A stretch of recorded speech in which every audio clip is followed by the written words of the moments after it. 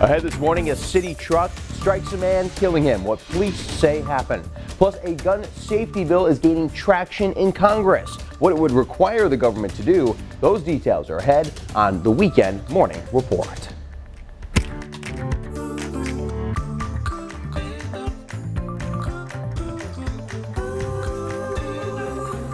And double check your clocks at home. It's 7 a.m. right now. I'm Clay Gordon. Katie Poposo has the morning off. Let's check in with meteorologist Corey Frumpkin. Corey, I've got some friends visiting from the Bangor area. I'm looking at that brunch forecast. How are we looking out there today for brunch?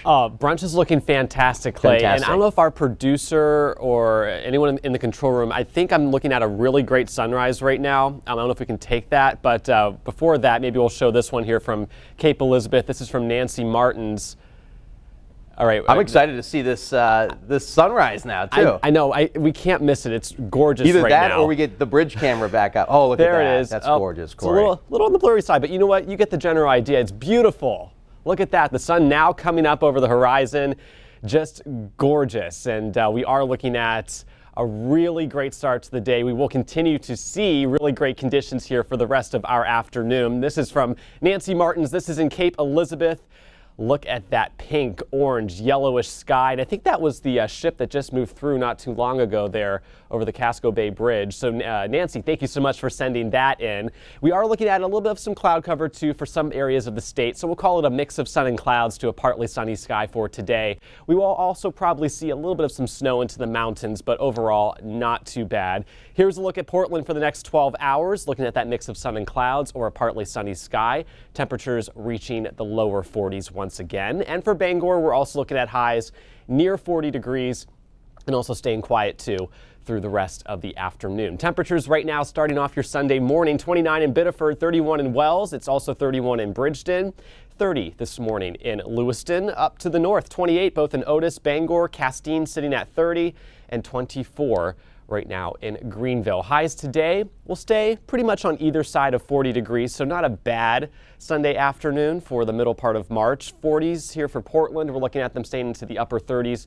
into the mountains for Rangeley in the upper 30s as well for parts of northern Maine. 37 for Caribou. If you're heading skiing, if you're going snowboarding, snowshoeing, it should be fantastic weather for today. A lot of trails open, especially at Sugarloaf, Sunday River. We're looking at 133 trails open for Sunday River, 144 for Sugarloaf, 67 for Attitash, and 40 trails open for Shawnee Peak. And guess what? There is more snow on the way. We do have winter storm watches that are in effect or go into effect here for Tuesday, as another nor'easter will be approaching, and we're looking at a decent amount of snow. Plowable snow is looking a lot more likely here as we go throughout that Tuesday time frame.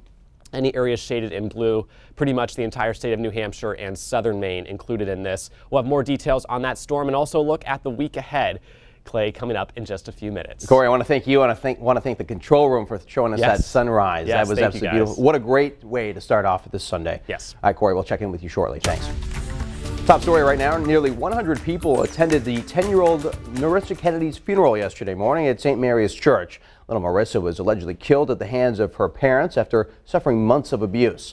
Her mother and stepfather are charged in her death after police were called to a condo in Stockton Springs 2 weekends ago. Her grandfather and uncles helped carry in her casket, many wearing blue ribbons in honor of child abuse awareness. Family asks that in lieu of flowers, donations be made to the Maine Children's Trust. That organization works to prevent the abuse and neglect of Maine's children. A man is dead after police say he was hit and killed by a Portland City dump truck early yesterday morning. They're not identifying the man, just saying that he's 58 years old from Portland who was walking on Congress Street around 4 a.m. Police say a dump truck hauling snow hit him. They say Donald Penny of South Portland was the driver. That section of Congress Street was shut down for hours. Portland police are asking for anyone that may have witnessed the incident to call them. Police in South Bristol are investigating a shooting. Lincoln County Sheriff's deputies say a person was shot Friday night on Clarks Cove Road. The victim was taken to the hospital suffering from non-life-threatening injuries. Police are not releasing names at this time, but they say they have identified everyone involved and there's no current threat to the public. Police say they will decide by Monday if charges will be filed. Take a look at this video. A massive fire burns down a home and a barn in Otisfield. In this video, you can see the home fully engulfed in flames. The Press Herald reports 3 family members escaped without injury. Firefighters from more than a dozen towns helped to put out the blaze.